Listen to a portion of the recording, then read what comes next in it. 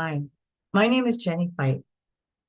Welcome to the first in a series of educational video webinars for the Great Divide Trail Association about the human history of the Great Divide Trail and the Great Divide Trail Association.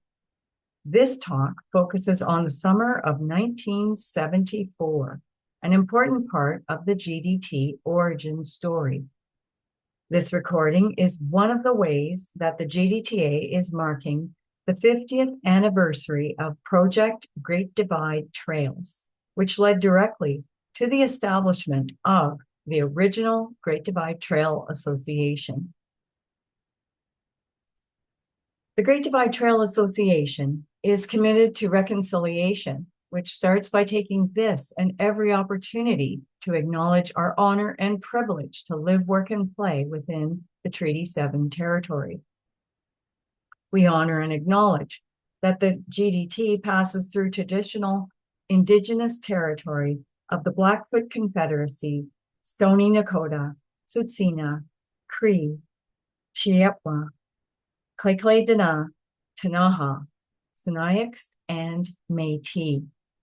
The Great Divide Trail Association would like to invite you to advocate for what you love and to preserve nature for future generations to enjoy while educating yourselves and others on Indigenous history and perspectives.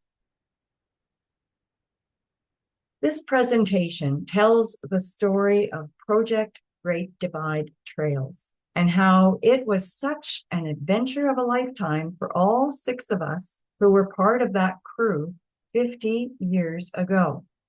It is similar to a live presentation that I gave at the GDTA's AGM in 2019, which was in person.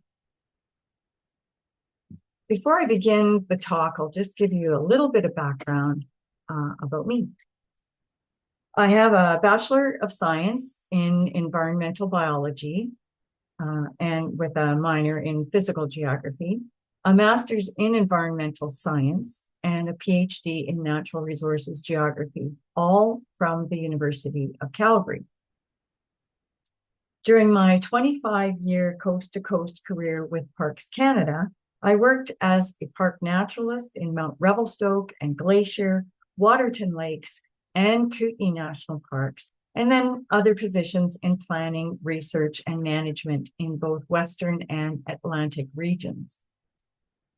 From 2000 to 2012, I lived in Victoria, British Columbia, where I managed various programs for the BC Provincial Ministry of Environment, including habitat protection, terrestrial ecosystem science, stewardship outreach, climate change adaptation for nature, and environmental policy.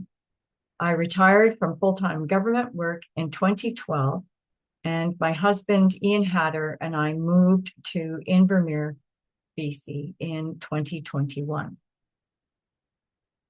In terms of my connection with the GDT and the GDTA, I was one of the so-called original 6 on the Project Great Divide Trails crew in 1974, who surveyed the route between Waterton Lakes and Banff National Parks.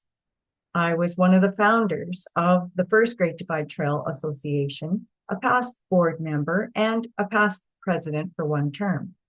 I have hiked a lot of the GDT in sections over the years, although not anything north of the Wilmore Wilderness Park.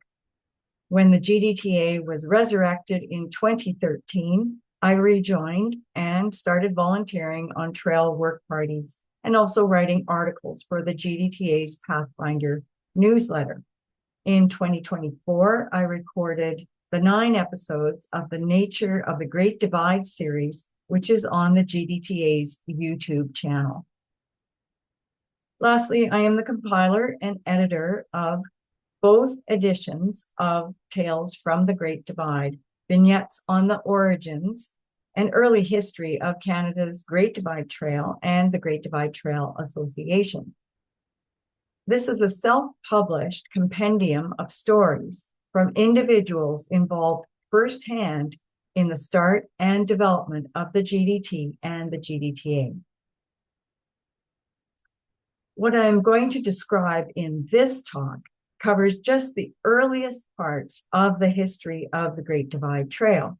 While I will mention some of the content from Chapter 2 on the first proposals for a GDT in the mountain national parks, in this talk, I focus on the story of Project Great Divide Trails, which is captured in Chapter 3 of Tales from the Great Divide.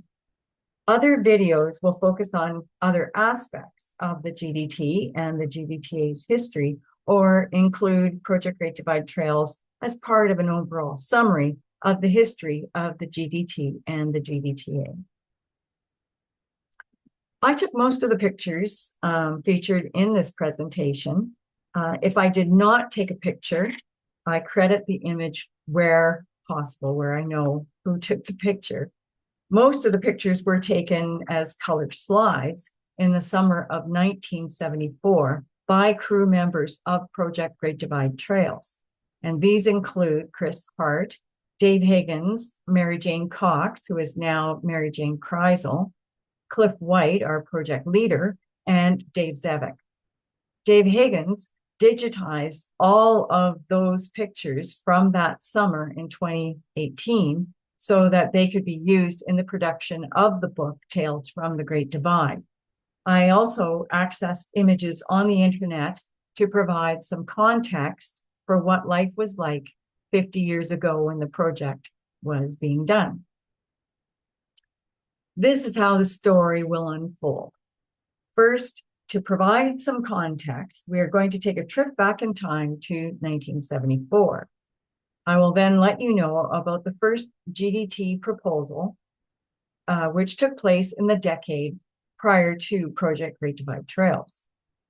I will tell you about how our project got going, outline its mission and logistics, describe our field work, including some stories about our adventures, and reveal the project's findings.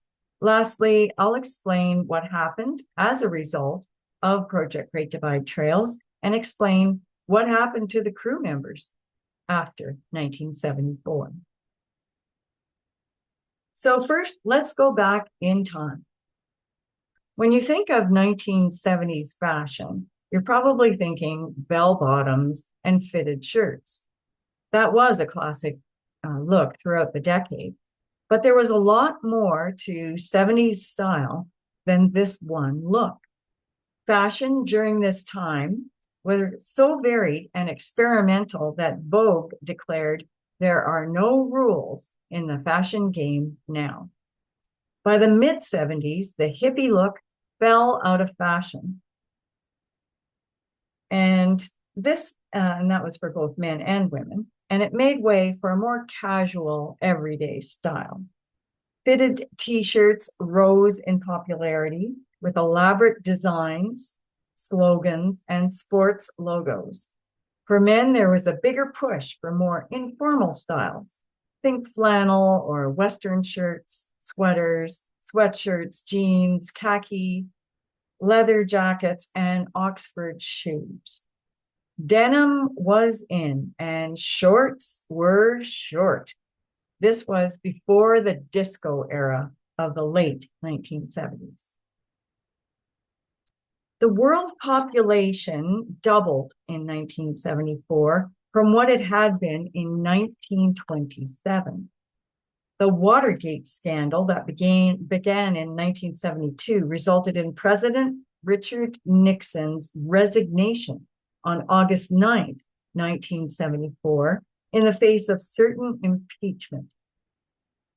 In 1974, inflation continued to spiral out of control around the world, reaching 11.3% in the United States and 17.2% in the UK. And the global recession deepened. The Arab oil embargo, OPEC, that began in 1973, causing a global energy crisis with gas shortages and escalating fuel prices, ended in March 1974, but gas prices stayed high. In 1974, Hungarian sculptor and professor of architecture Erno Rubik invented the Rubik's Cube.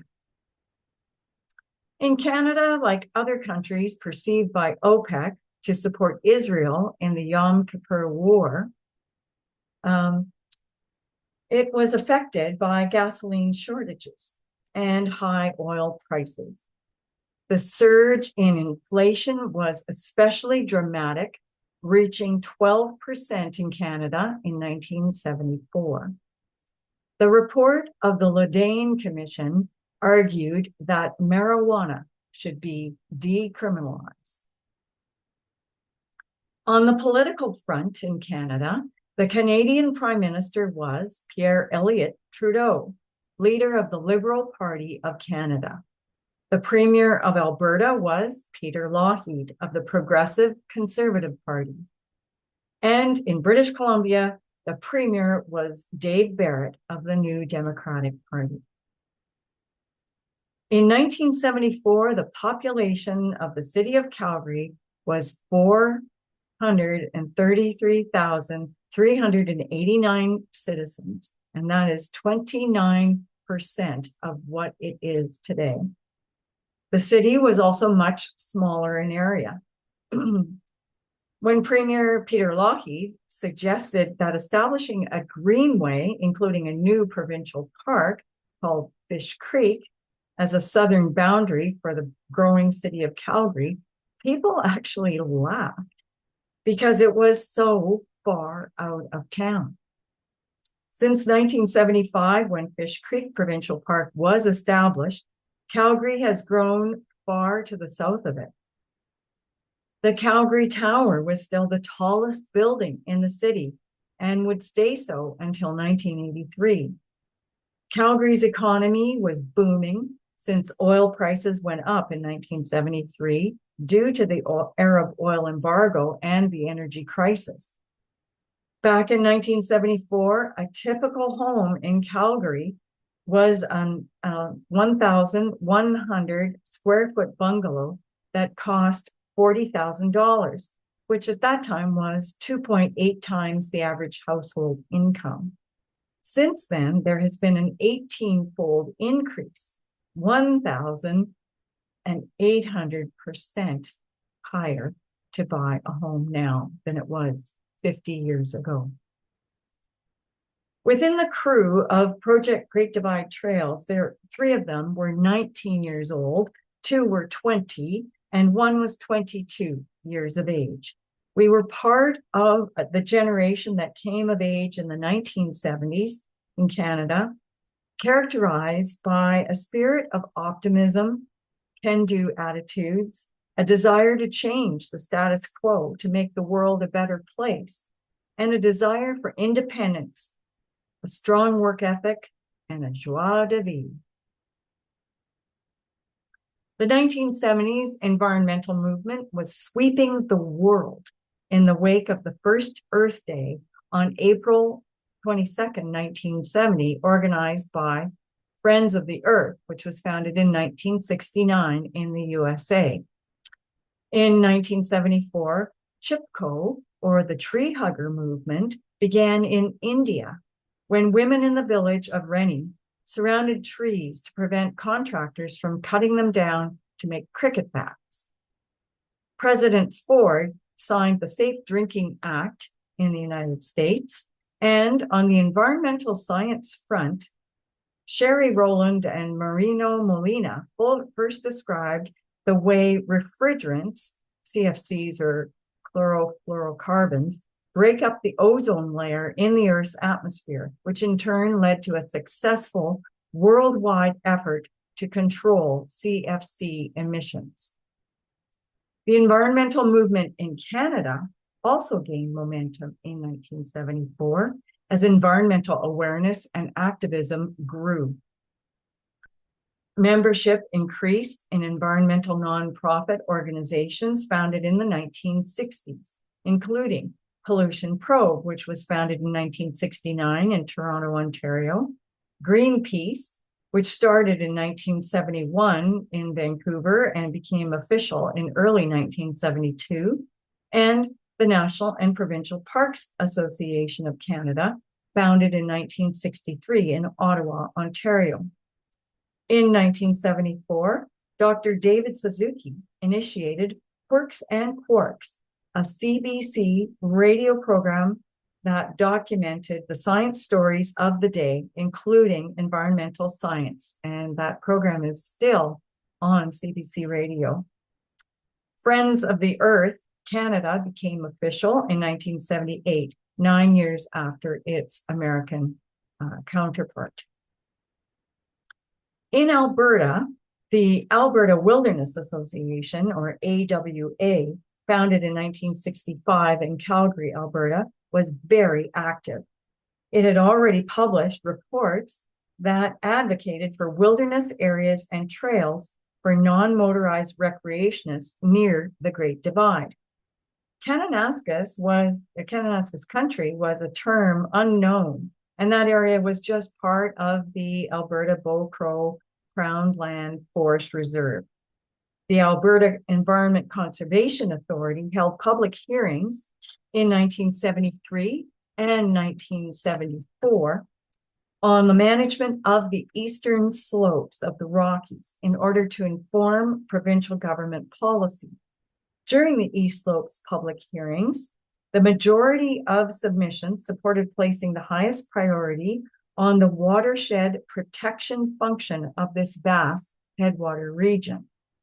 Interestingly, the authority also recommended in 1974 that systems of trails be developed and maintained to complete the trail system along the Great Divide. In Canada, by 1974, various volunteer groups had already formed to build and maintain long-distance trails, primarily in Eastern Canada, including in Ontario, the Bruce Trail Association, established in 1963, the Ganaraska Trail Association, formed in 1967, and the Grand Valley Trail Association, incorporated in 1973.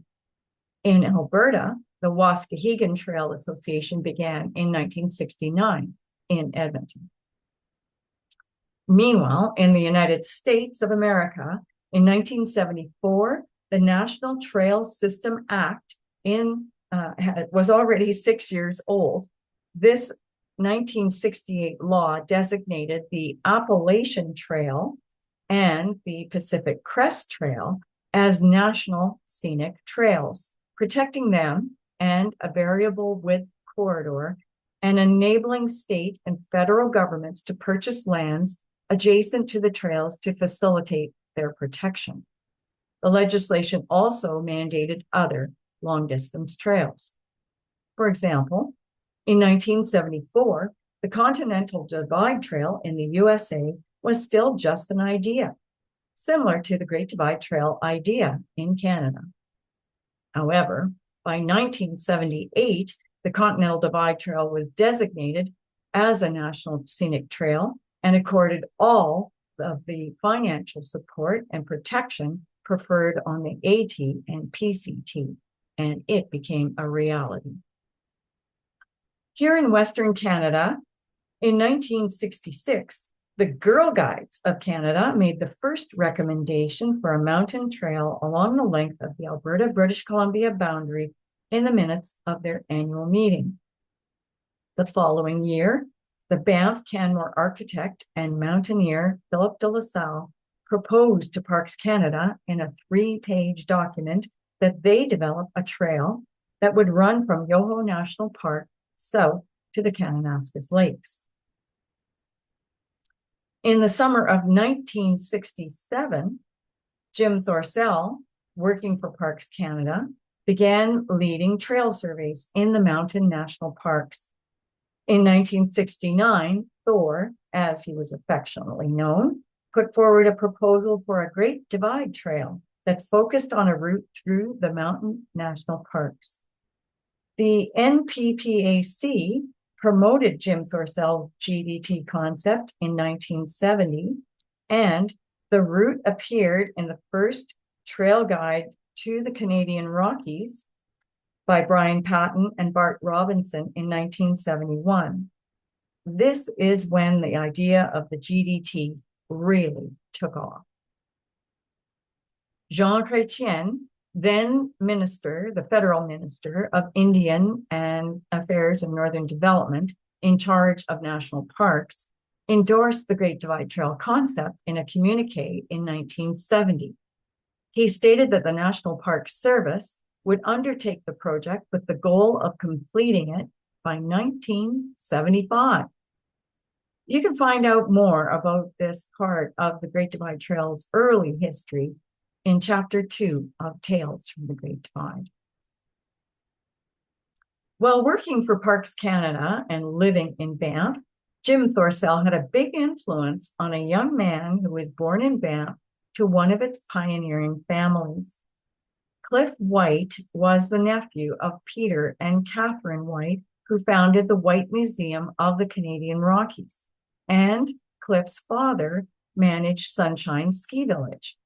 Although Thor was moving on to an international career in park conservation, he inspired Cliff, who was a teenager at the time, to investigate extending the GDT south from Banff National Park across provincial crown lands to Waterton Lakes National Park. Cliff White was enrolled at the University of Calgary in his second year of a geography undergraduate degree. Here he met me and Mary Jane Cox. During field trips, he told us about this big idea that he had about surveying the trails and scoping out the feasibility for a Great Divide Trail. Unfortunately, he didn't know how to fund such a project. Thorsell's trail surveys were paid for by Parks Canada, but the area he was interested in lay outside of the national park jurisdiction. I suggested we apply for an Opportunities for Youth, or OFY grant.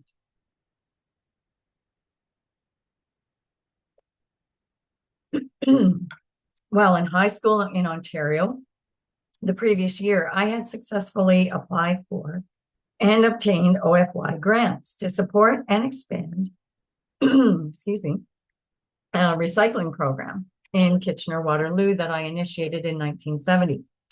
These grants were an initiative of then Prime Minister Pierre Elliott Trudeau and his Labor Minister John Munro.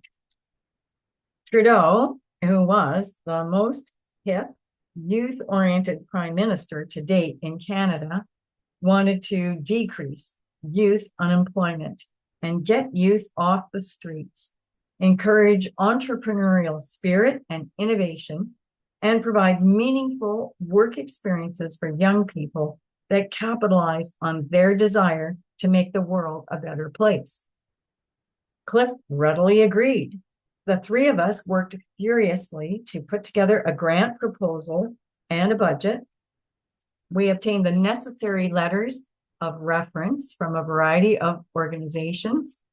We walked to the post office and mailed the application package to Ottawa before Christmas exams were upon us.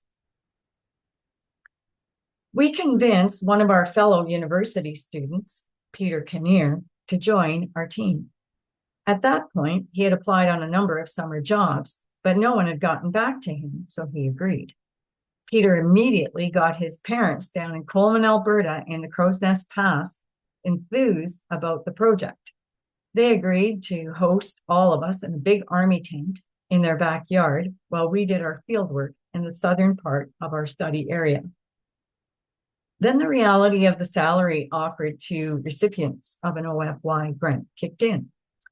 Individuals made just $90 per week and could get paid for no more than 12 weeks of work.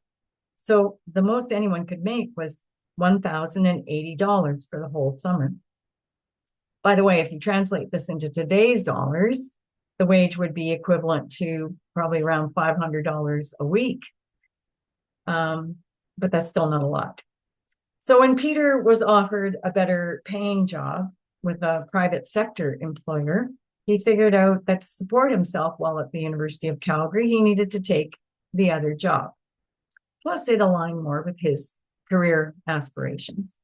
So that meant that Peter was out of the project. And in the meantime, Dave Higgins moved out west and got a job with Control Lighting in Southeast Calgary. He told us he would quit his job if we got the grant. Dave had a wealth of experience, having initiated the outdoor club at his high school and already had through hiked the majority of the Bruce Trail. He was still a member of the Bruce Trail Association, as was I. Plus, both Dave and I had served as directors on the first board of directors of the Grand Valley Trail Association when we were still in high school. We did get the grant, and it called for a team of 6. So we set about trying to get 2 more people. We had a bit of a challenge because of the low wage. However, we were successful, there goes Peter, in attracting a couple of others.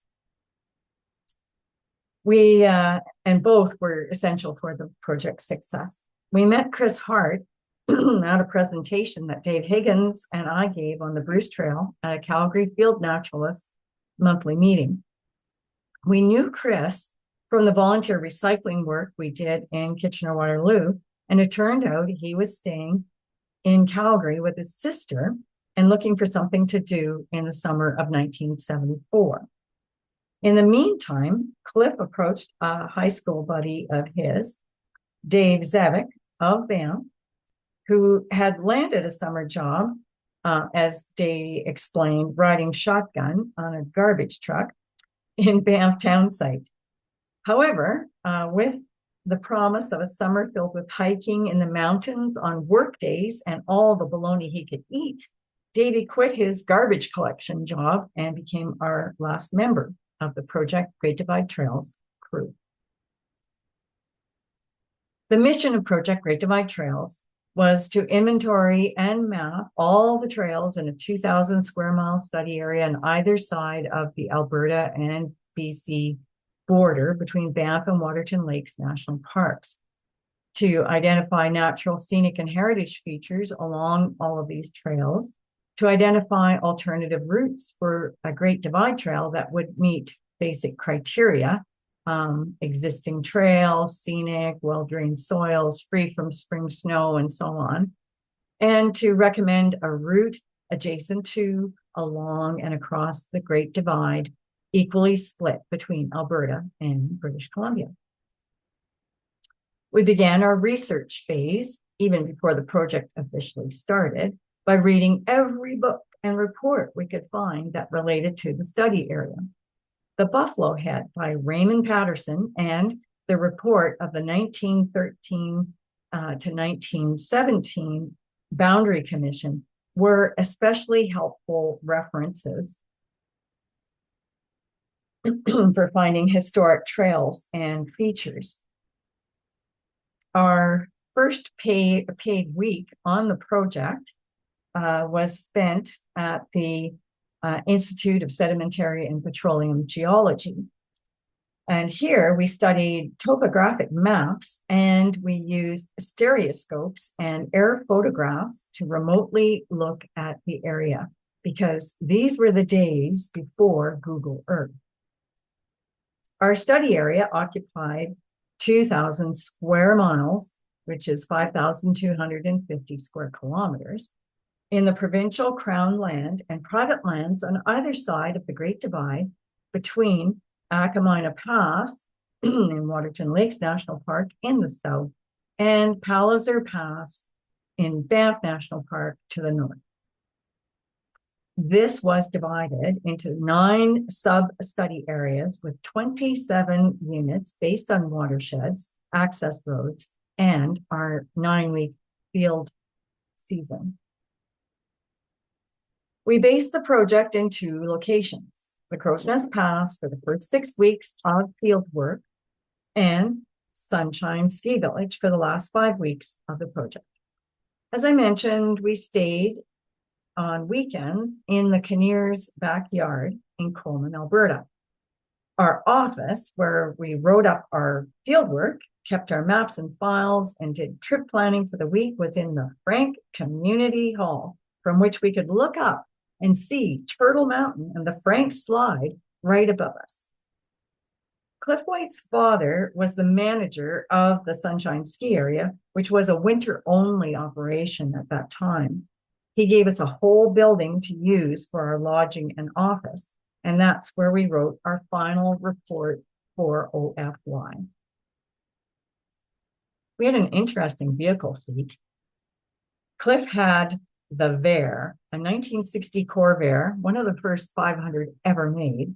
It proved to be, or not to be, as Ralph Nader said, unsafe at any speed, like the later models were. Otherwise, we wouldn't have survived. Dave Zevick was loaned his father's lovely 1965 turquoise Chev Impala with a white interior. Betsy, as this car was called, proved the most impractical of vehicles for what we had to do. When Peter Kinnear dropped out, we lost the use of his vehicle. So Chris Hart's participation in the project was contingent on him having a car. Chris purchased a 1962 notchback Volkswagen sedan for $75 in order to get the job. If he hadn't bought Old Blue, as the car came to be known, I doubt we could have accomplished our mission. For each of the 9 weeks commencing June 17th, our 6-member study crew, divided into groups of 2, surveyed one of the 9 areas. Each week, or each area for a 2-person team, was around 83 square miles, or 250 square kilometers each week. Each group of 2 would usually backpack into an area that could be used as a base camp to explore the sub area with just our day packs and clipboards. But sometimes we had a backpack continuously to cover certain watersheds. Each individual explored trails within their assigned unit. We worked dawn to dusk or later as required, often alone, and experienced many adventures, which you can read about in Tales from the Great Divide. To survey an area, we first hiked all known trails, then turned our attention to routes with recreational potential. Study crew members collectively hiked over 5,000 kilometers during the trail survey period. We noted characteristics of trails and routes as we went along using our clipboards. We gave a rating to describe each trail's type of use, plotted its exact location, approximating trail lengths and elevations on 1 to 50,000 topographic maps. We recorded features using symbols placed on those same maps, including interesting natural or historic features, land uses, trailside vegetation, trail base material, soils and bedrock, steep trail grades, stream crossings, maintenance problem areas, poor drainage or erosion, viewpoints, and campsites. Our first major challenge was accessing the study area on the rough gravel roads and the toll that took on our vehicle fleet. The provincial government decision to upgrade the old Kananaskis Forestry Road to Highway 40 status didn't help, as construction started that summer. In his 1973 trail survey report, Jim Thorsell defined a trail as a marked route for non-motorized travel.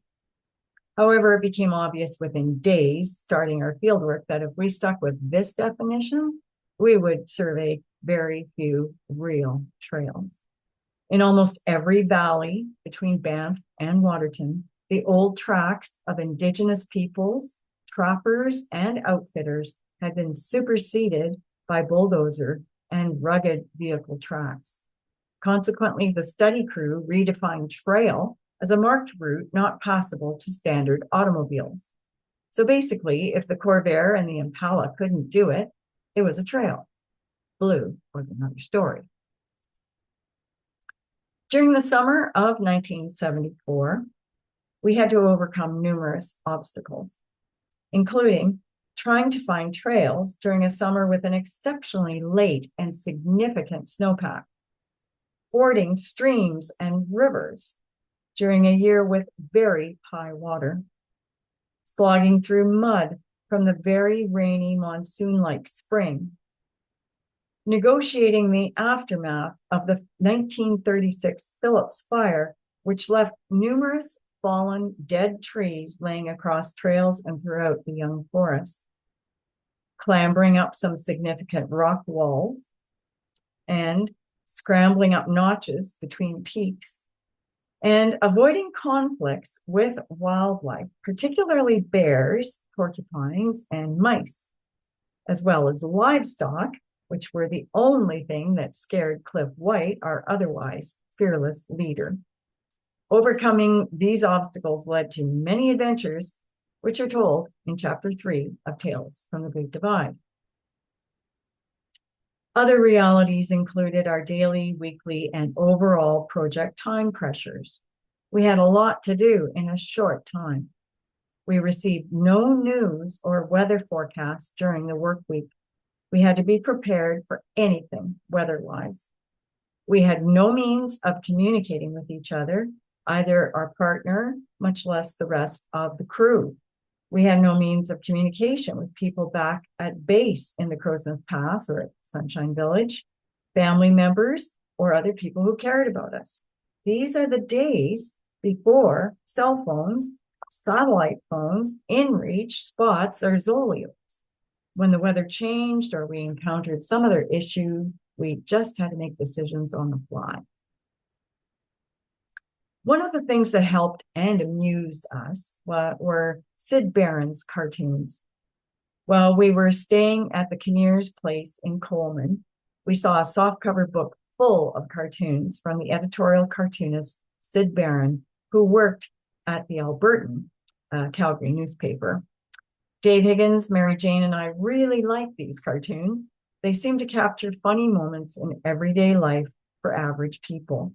In the background of most of his cartoons, you would catch a glimpse of an old biplane with a long banner flying by with a message, "Aren't the mountains pretty today?" We thought this caption was hilarious and fitting for us who were experiencing the challenges of the mountains throughout that entire summer. Sometimes when we were out in the backcountry and were having a rough time, we would turn to each other and say in unison, "Aren't the mountains pretty today?" Of course, this would bring on gales of laughter. We would feel much better about everything and acknowledge how lucky we were to be there at that moment. I'm going to tell you a bit more about Chris Hart's car, without which we could have never completed Project Great Divide Trails.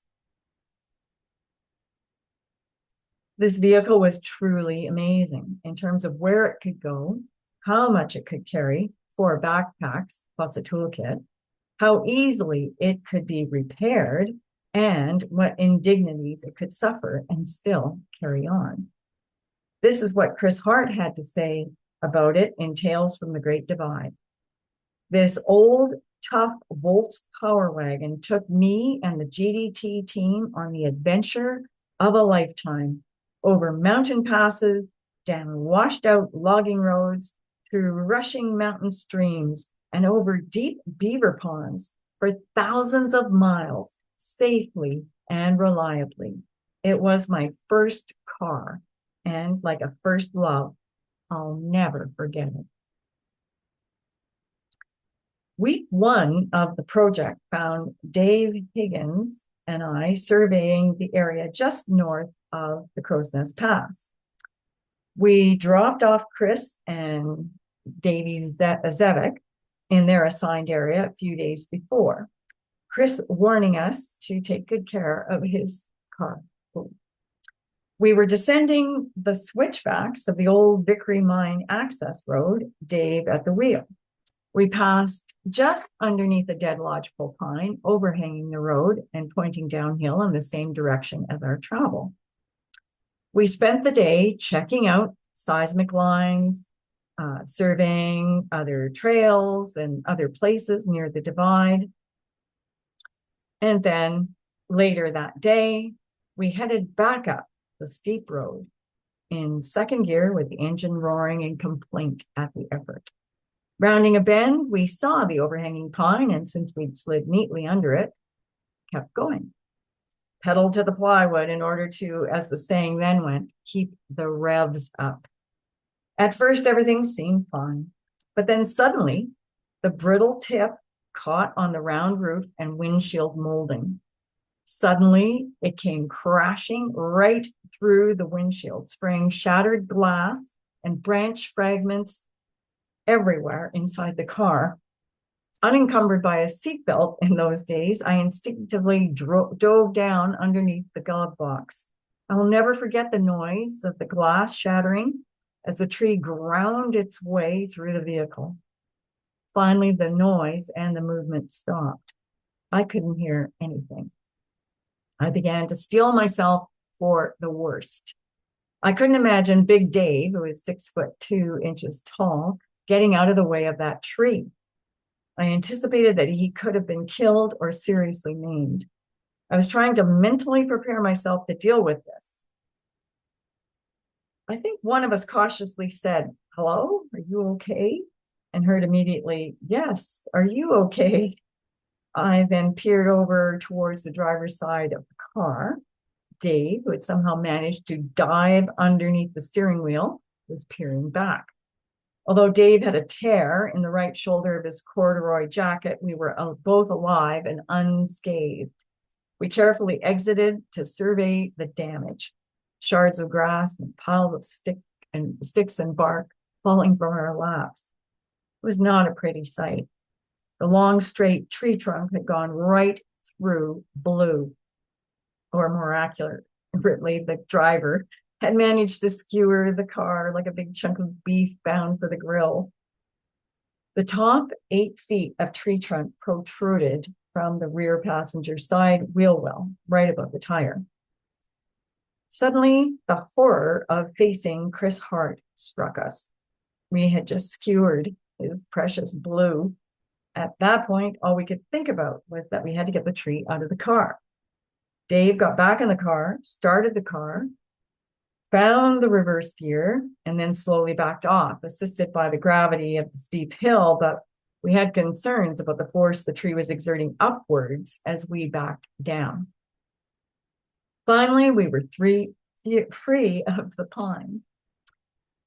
As we began removing the remaining windshield fragments and cleaning up the mess, we felt a pang of regret that we did not have the presence of mind to take a photograph of the skewered VW. But we sure were not going to repeat the escapade just to get a photograph at that point. We then drove the now windshieldless car to the meeting point to pick up Chris and Davey. I thought Chris would want to kill us, but he was actually pretty understanding, all things considered. We then set about amusing ourselves on the way back down the forestry trunk road to the Crow's Nest Pass, as Davey stood and waved at all the passing vehicles through the new opening. Stuck in the back on the passenger side, I got the futile and dirty job of holding a towel over the other new opening to try to keep the dust out. By the time we reached Highway 3, however, it was raining. So we turned on the wipers in the hopes that we would not attract attention from passing RCMP cruisers. We figured it might be illegal to drive without a windshield and could not afford to lose this precious vehicle. Dave Higgins promised to buy Blue a newer windshield, which we did on a trip to Calgary on our next days off.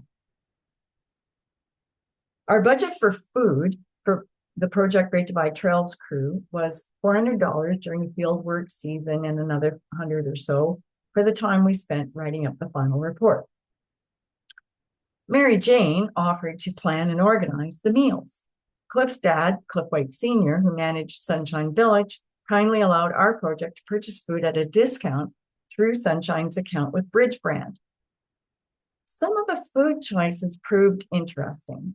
Our menu helped us know what day of the week it was. Monday night, we always ate the frozen hamburger that thawed in our backpacks as we hiked into our base camp through bear country. Tuesday night was a can of mackerel that one could mix with egg noodles and onion to make a sort of casserole. Then for the other nights, we had a choice of 3 types of proteinettes. A processed textured vegetable protein product from the Cremette Company that first appeared on the market in May 1973 and which surprisingly disappeared off shelves by November 1995. We could have the little brown simulated beef flavored proteinettes that Peekapoo, the little beige simulated chicken flavored proteinettes that look like gross turds, or the little pink simulated ham flavored proteinettes that most of us just found too salty and scary to ingest.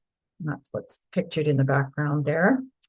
We were very fortunate to return to the Crow's Nest Pass each weekend in the first 6 weeks, as we were welcomed by Nettie Kinnear with real meals. Here's Nettie showing me a giant puffball she collected up behind the hospital where she worked that she cooked up for supper that night. It was delicious.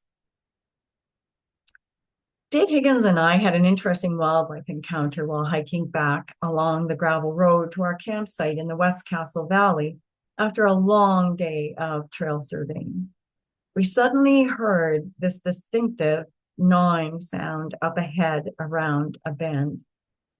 Thinking it might be a bear, we approached very cautiously and were surprised to see as we came around the corner, 3 porcupines devouring a provincial government sign. One of the porcupines clambered down off the sign, and instead of running away as we expected, he walked right up towards us as if to say, "Go find your own sign." The others kept eating. After we read the sign, which claimed that insects and wind were disasters and that clear-cut logging all the trees in the West Castle Valley was the forest's salvation, we thought the porcupines had the right idea. It was through Project Great Divide Trails that we learned about the real devastation that was taking place on the eastern slopes, as well as on the other side of the border in the headwaters of rivers flowing into the Columbia River system. We were exploring the headwaters of the major rivers of Western Canada that summer, places that we thought had been designated as being important for watershed protection.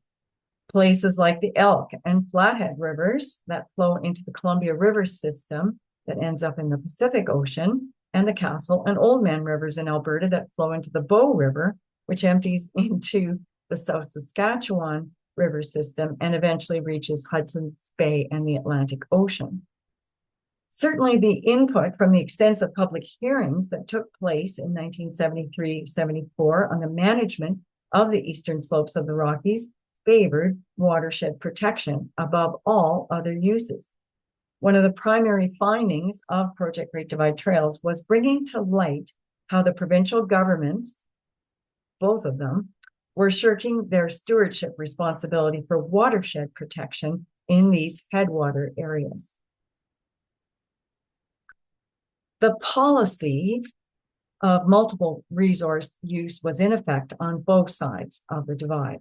Roads associated with power lines and resource extraction industries, along with seismic lines, were obliterating historic trails. We encountered free-range cattle that were defecating in the streams that supplied the drinking water for communities downriver, and that were trampling fragile riverside and alpine vegetation. The scale of the coal mining operations in the Elk Valley staggered our imaginations. Entire mountains were disappearing in the Elk Valley watershed and the Crow's Nest Pass. The landscape was being completely rearranged, with massive amounts of material being exported to Japan. The pollution of certain creeks from some of the mines was frightening to see. And then there were the ominous oil and gas developments that we were assured were perfectly safe, as we skirted their boundaries, observing the keep out, danger, poison gas signs.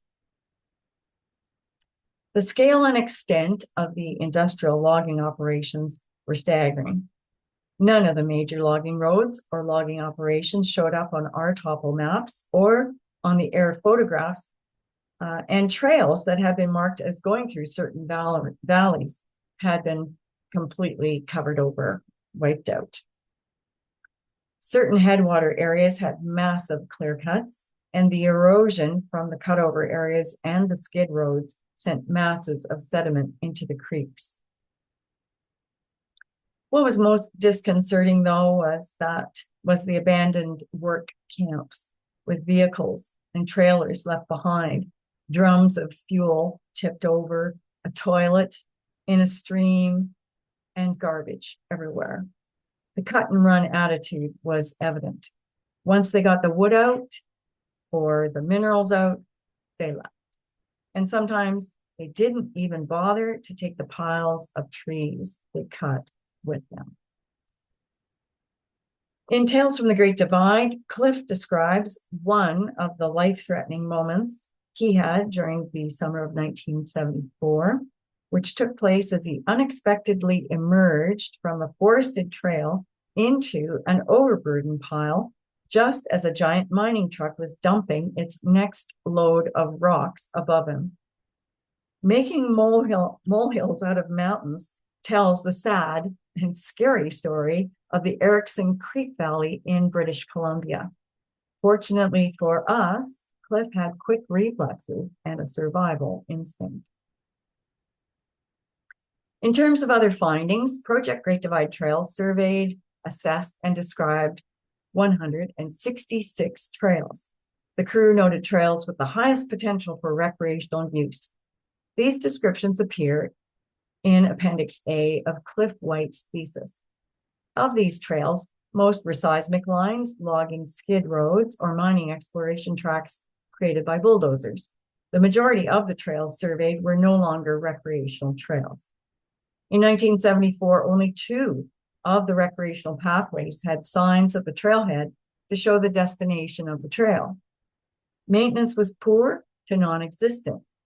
Of the 1,400 kilometers documented, the crew determined that only 666 kilometers offered potential for enjoyable hiker and horseback riding experiences. Of this, 39% were true trails by Thorcell's definition, passable to hikers and horses only. Around 23% were routes that would require improvement to make them into trails. 37% were still passable to certain motor vehicles. Nevertheless, the area offered scenic topography, interesting and diverse vegetation patterns and wildlife species, interesting human history and cultural features, several wildland areas, and recently constructed access roads. The crew determined that recent road construction had resulted in the region becoming the most accessible in the Canadian Rockies, with no part of it exceeding 25 trail kilometers from a road. A major objective of Project Great Divide Trails was to assess and map potential routes for the Great Divide Trail between Banff and Waterton Lakes National Parks. Dave Higgins worked long and hard to compile all of the field crew's edited and annotated topo maps onto master maps. He then meticulously hand-drafted maps to depict the overall preferred route and alternate routes for the GDT. He developed individual maps for each section of the proposed GDT. These were the days of acetate technical drawing pencils and pens, compasses and protractors. Recent innovations included see-through rulers and the dry transfer lettering and symbols called letraset. We developed and used 6 guidelines to inform the GDT route. Include roughly equal amounts of trail distance on either side of the divide in Alberta and BC. Follow or link together trails with high recreational value so that it becomes the most interesting route between 2 points as opposed to the shortest. Avoid areas where present or future extractive land uses will detract from enjoyable and safe trail use. Allow side access at frequent enough intervals to encourage day and short overnight weekend trips. Use existing trails wherever possible, preferably those trails constructed to standards acceptable to hikers and equestrians. And avoid unique, ecologically sensitive areas that could be damaged by hiking and equestrian use, such as wet alpine meadows. Three characteristics of the Continental Divide region between Banff and Waterton Lakes National Park significantly added to the challenge of finding an ideal location for a long-distance trail running adjacent to or along the Continental Divide. First, the topography of the Rockies runs northwest, south to southeast, with the majority of the smaller, more scenic and easily traveled valleys trending in that direction, facilitating east-west movement. Only a few valleys and passes across the divide facilitate a north-south trending trail, and these include the Elk and Tornado passes. Second, land uses that are incompatible with trail recreation have been developed throughout much of the region, particularly in the Elk Valley area of British Columbia, but also on the eastern slopes. And trying to avoid these areas with intense industrial use poses a major challenge. Third, a large percentage of the existing trails in the area were accessible to and used by off-road motor vehicles. And existing trails not passable to such vehicles were difficult to locate and poorly maintained. This map shows the preferred route for the Great Divide Trail as proposed by Project Great Divide Trails in 1974. The provisional route totaled 376.5 kilometers, of which only 98.5 kilometers of trail would require significant clearing and or construction, and 166.5 would require access restrictions on off-road vehicles. A total of 111.5 kilometers was existing pathway passable to hikers and equestrians. The map is from Cliff White's thesis, and more on that later. I'll now take you on a little bit of an armchair tour of the route that we proposed.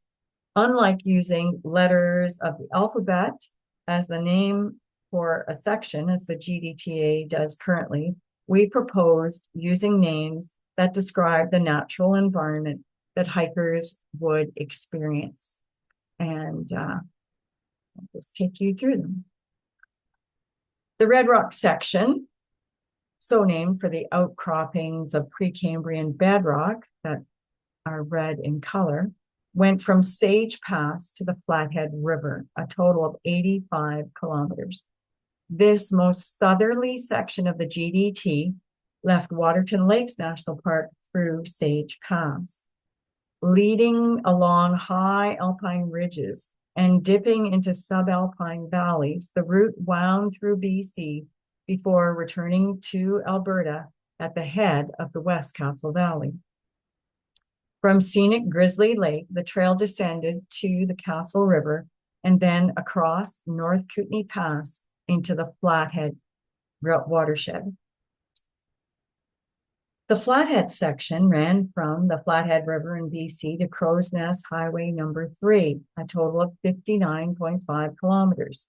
Continuing north, the GDT threaded through the valleys of the Flathead Range, which are comprised of gray limestone, so quite a contrast to the red rock people would have seen earlier.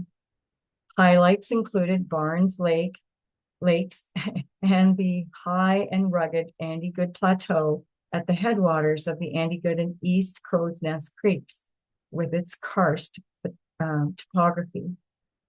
Mount Tolmie and Mount Dara, the two highest peaks of the Flathead Range, towered overhead. The Hanging Valley section went from Crow's Nest Highway number 3 to Dutch Creek, a distance of 46.5 kilometers. In 1974, the Summit Inn, or Shorty's Bar, sat right on the Great Divide. You can see the Alberta-BC boundary marker installed by the Dominion Boundary Commission in 1914, and it's still there today. Back in 1974, Dave Higgins and I had this vision of the Summit Inn becoming a backpackers hostel with the GDT going right through it.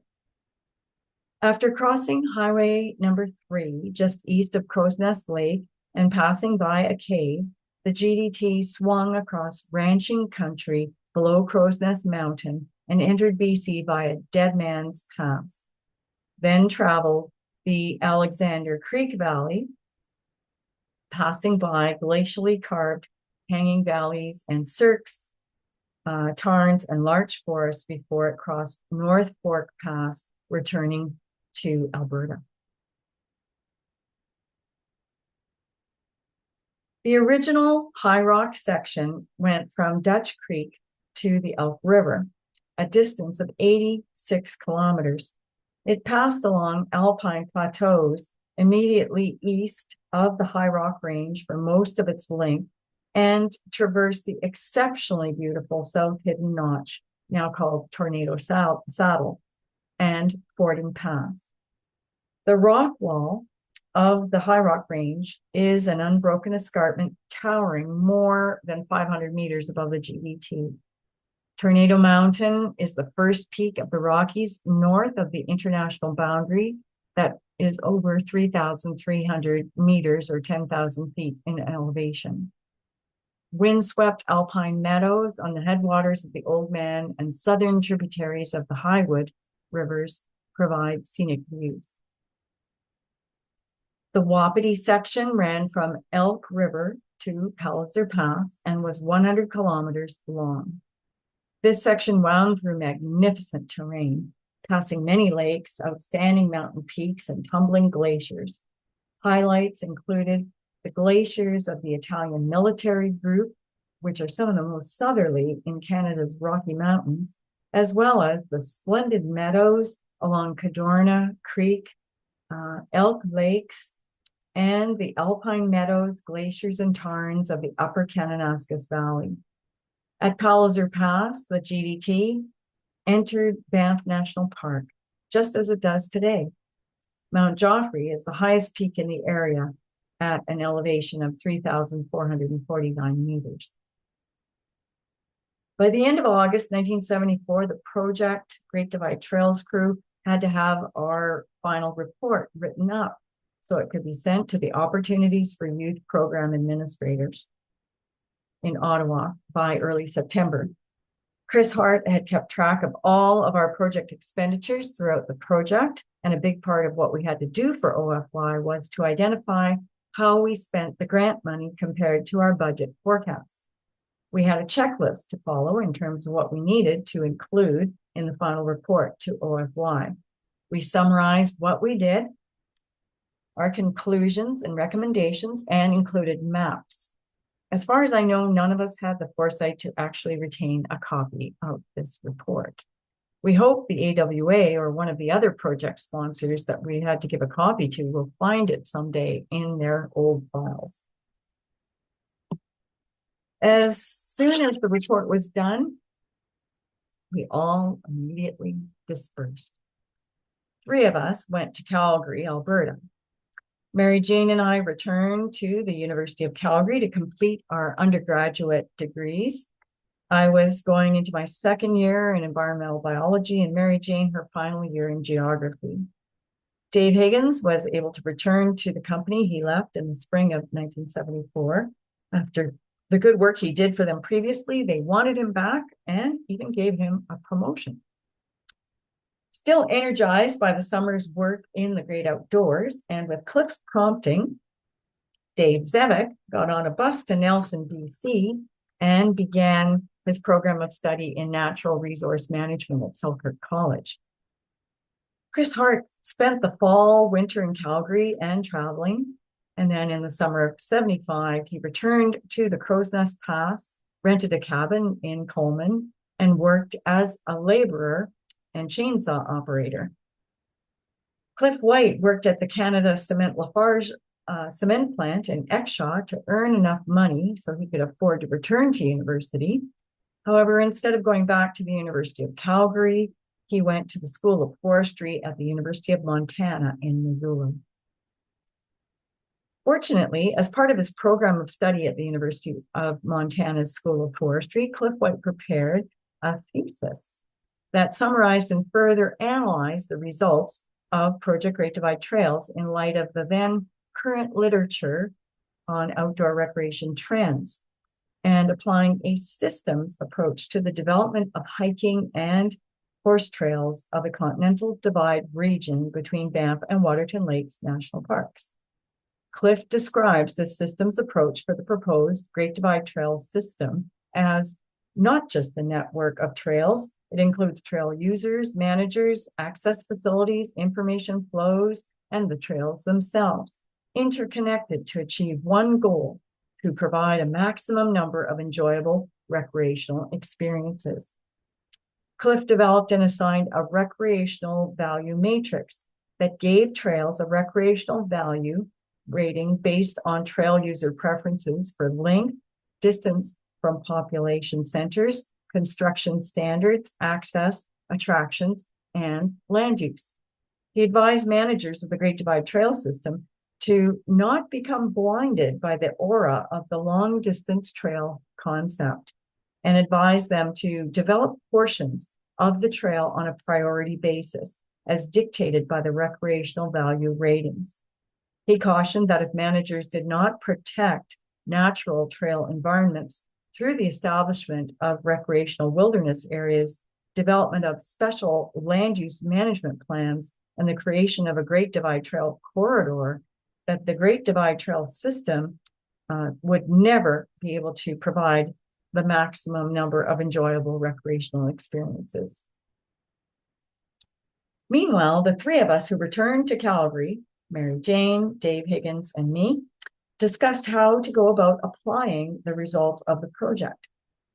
While three individuals from the OFY program visited us while we were preparing our final report at Sunshine Village, we didn't really believe that anyone in the federal government would actually follow up on the conclusions that we put forward. The lands that we surveyed were primarily provincial crown lands. So the question was, do we as individuals put forward a formal proposal to the Alberta and British Columbia governments? Our vision was that equal amounts of the route would be in each province. Or should we try to garner support from the public and establish an organization that could work with government, private sector, and other non-profit groups to promote, establish, and maintain the Great Divide Trail and a protected corridor along its length? We decided to build awareness of the project's results and to ascertain if there was interest in forming a Great Divide Trail Association. Thus began a concerted effort to broadly communicate the results of the project in Alberta and British Columbia. Several people joined the effort to promote the Great Divide Trail concept right away. I will just mention a few of those whose involvement continued. Probably first among the early GDT supporters was Lanny Smith. You can read all about how he first connected with Dave and I in Tales from the Great Divide. Suffice it to say, he got inspired by a June 1973 National Geographic magazine article on the GDT, connected with us, worked with us to establish the first Great Divide Trail Association, and served on the first GDTA trail cruise to do the detailed routing for the trail. He became and remains an avid supporter of the GDT concept and the GDTA, and has served as the GDTA's base camp manager for numerous work parties for the past several years. Then I met Jeff Gretz up in the upper left there, who was a tutorial assistant for some of my University of Calgary field courses. He attended some of our earliest presentations on Project Great Divide Trails. He attended these at the University of Calgary. That's where he was at the time. We discovered that Jeff had familiarity with long-distance trails in the eastern U.S., knowledge about soils, and experience with trail design and building. Jeff was another early adopter of the GDT concept and supported establishing a GDTA. And he's still on the board, which is amazing. A third person who joined the effort to establish the GDTA was Diane Pahal. with whom I took many classes at the University of Calgary. We were both taking the environmental biology program there and tended to be field and lab work partners. Diane was a fascinating individual to me, an experienced outdoors person. She hunted with her dad and could fly a plane. She had a strong conservation ethic, and the pictures of the devastation we saw on the provincial crown land had a big impact on her. She really supported our recommendation to incorporate the remaining historic trails we found in 1974 into the GDT route, and the notion of establishing a protected corridor for the GDT. And Diane went on to be also on that first trail crew with Lanny, and to become the first executive director for the GDTA on a part-time basis. Nick Allen is another person who got involved early on when he was still in high school. Not all of the early initiators and supporters of the GDT and the GDTA idea were young people. Several older folks also felt inspired by the presentations made about the results of Project Great Divide Trails and joined in the effort to establish the GDTA. Dave Higgins and I met Howard Steele and Doug Hummel in the summer of 1974 as we made the journey to Fording Pass, they on horseback and us on foot with our backpacks. We camped together at what they called Sore Ass Lake.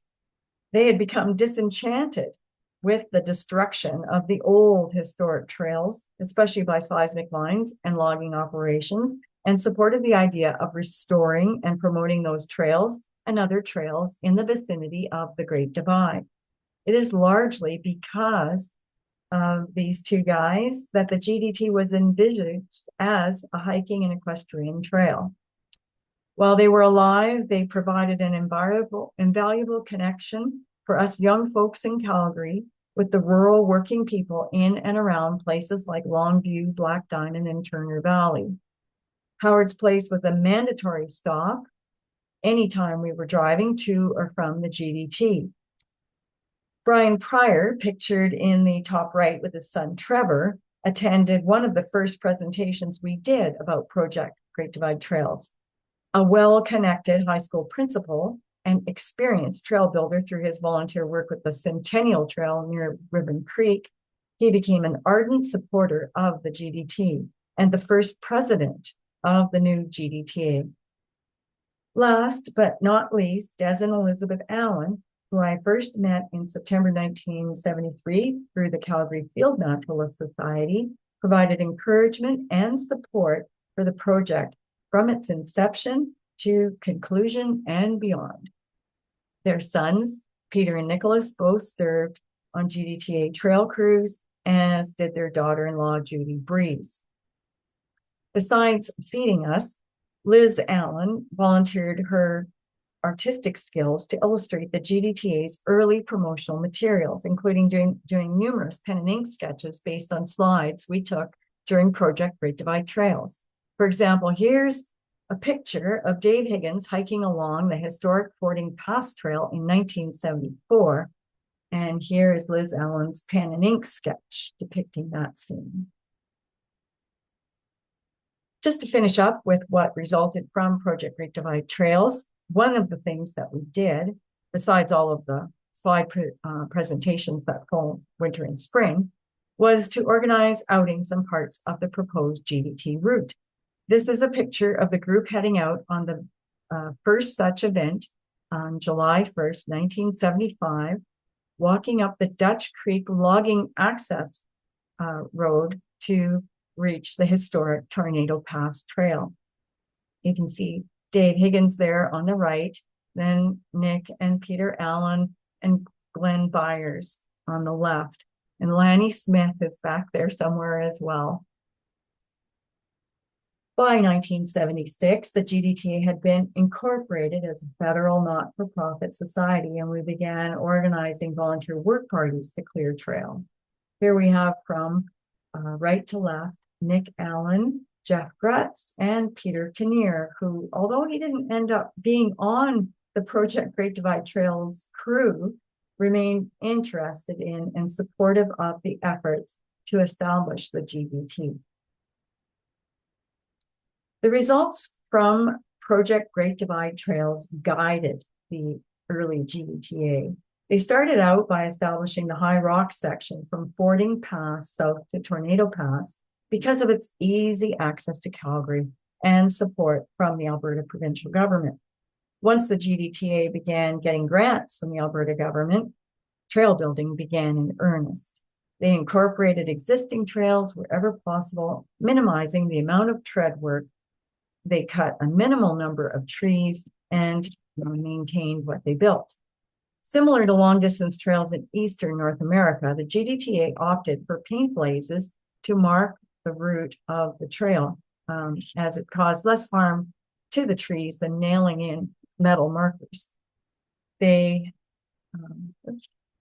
installed trail registers at the northern and southern termini, and continued to lead outings on completed section of the trail to raise awareness and encourage use. So what happened to the so-called original six?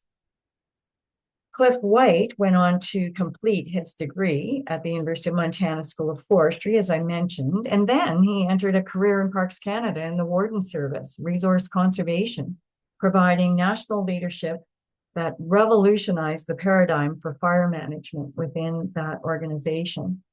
He then went on to lead the ecological research program in Banff National Park before retiring. Cliff is still doing research and publishing scientific papers, as well as mountain biking, hiking, and sailing. He and his wife live in Canmore, and his kids have dispersed around the world. I began my career with Parks Canada in 1976 as a park naturalist in Mount Revelstoke and Glacier National Parks, as I mentioned earlier.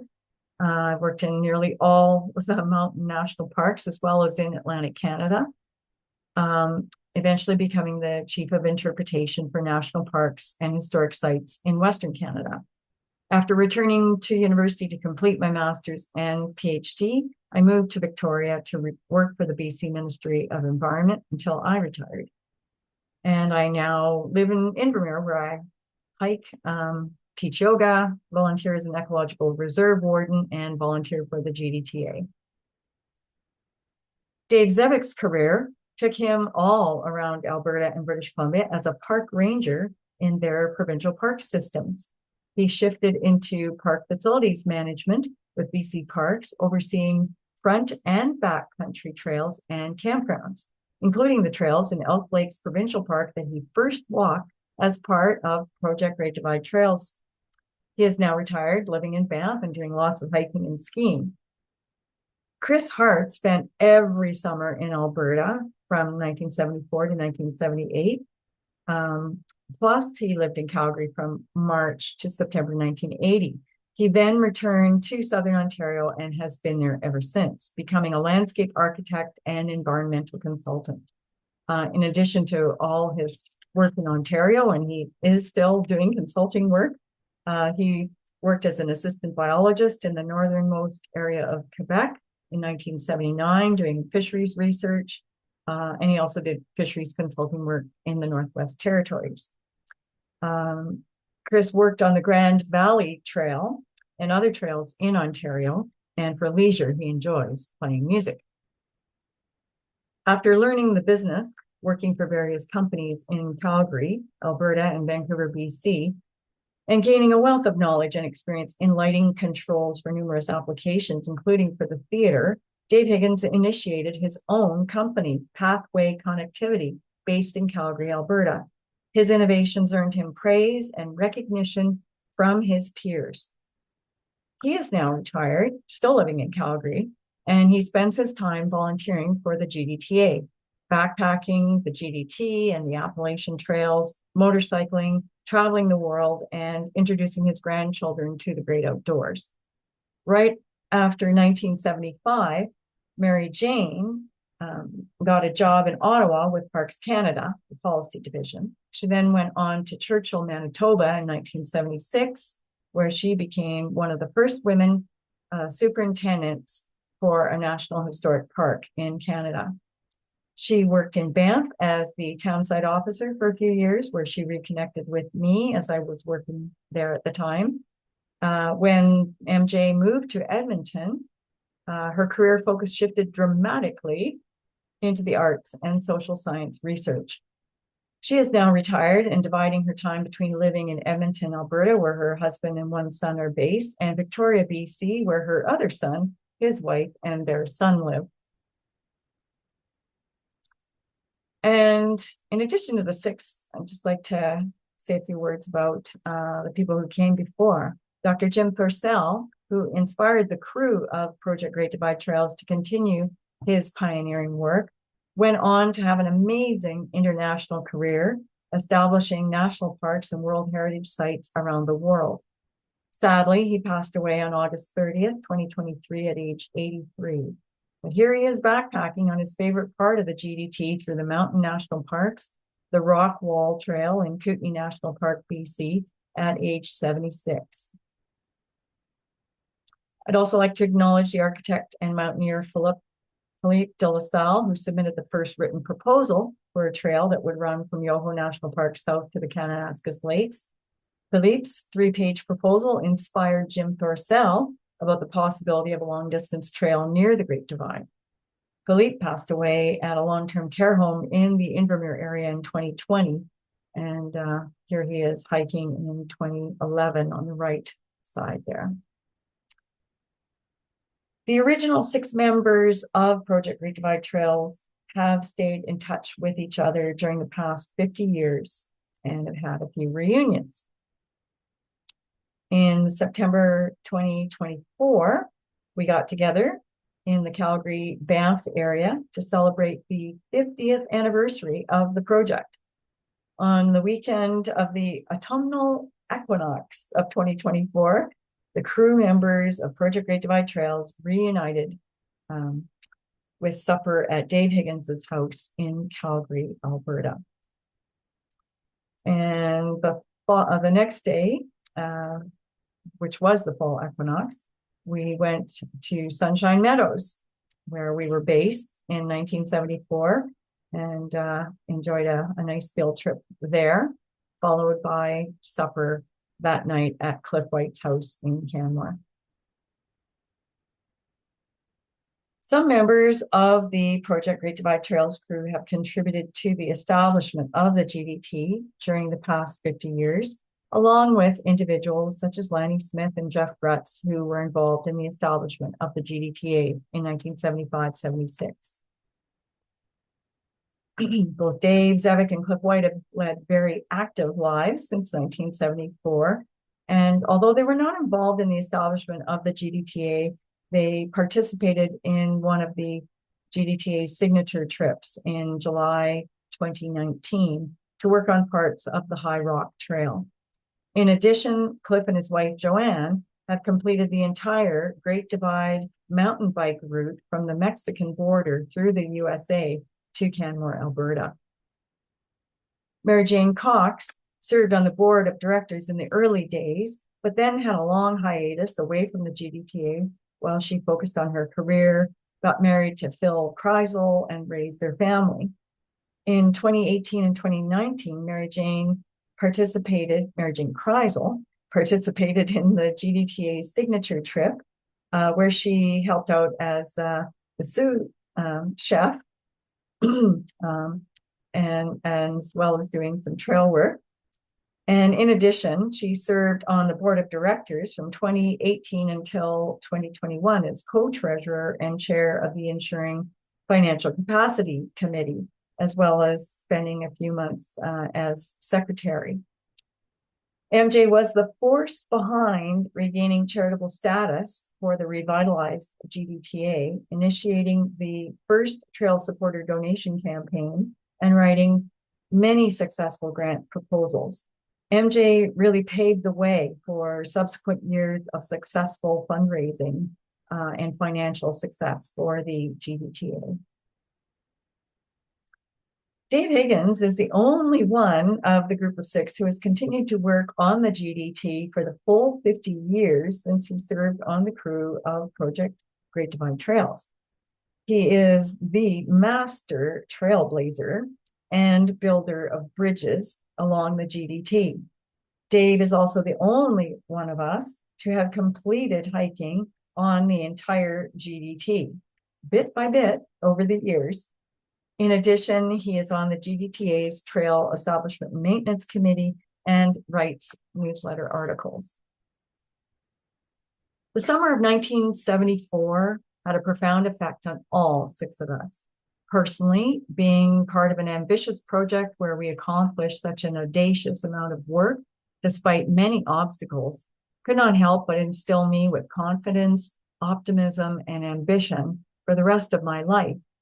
In 1974, I felt inspired by the beauty of the high mountain areas and shocked by the adverse environmental effects that I saw from resource extraction industries. I learned so much from spending that much time out on the land. There is something really valuable about seeing the reality of what is on the landscape, its context, and the interconnections. Many times what was there did not reflect what was on official maps or in official reports. The importance of thorough fieldwork and ground truthing stayed with me throughout my academic studies and work with government agencies. Like the others, I grew in strength and stamina, and the project really changed how I looked at hiking. After that summer, it didn't feel like a real hike unless one went 20 kilometers and gained considerable elevation. And of trail signs became an invitation to go further. I spent many subsequent summers exploring parts of the study area that I was not assigned to cover, or attempt to reach places I was unable to go that summer, or revisit favorite places that I first saw in the summer of 1974. Most of all, I think that being part of a big vision, like the Great Divide Trail, also creates a sense of purpose, as well as humility, given the immensity of the landscape of the Great Divide, and a connection with others who share the dream. I'm very pleased to see so many others who still share this dream 50 years after we did Project Great Divide Trails. Speaking for the original 6, I applaud the Great Divide Trail Association's efforts to continue to build and maintain the Great Divide Trail and establish a protected status for the trail and its corridor. That concludes my talk on Project Great Divide Trails and the work done in the summer of 1974, which laid the foundation for the establishment of the GDT between Banff and Waterton and the Great Divide Trail Association. If you are interested in learning more about the history of the Great Divide Trail and the Great Divide Trail Association, you can obtain PDFs of both editions of Tales from the Great Divide, vignettes on the origins and early history of Canada's Great Divide Trail and the Great Divide Trail Association from the NatureWise Consulting website. The second edition is still available in hard copy from various sources, including from a few independent bookstores in Invermere, BC, and Banff and Bellevue, Alberta, as well as from Gear Trade in Okotoks, and as a print-on-demand book from Amazon. Thanks for taking the time to listen to this GDTA video on some of the stories from Tales from the Great Divide. If you have any questions or comments, please type them into the YouTube comments below, and happy trails.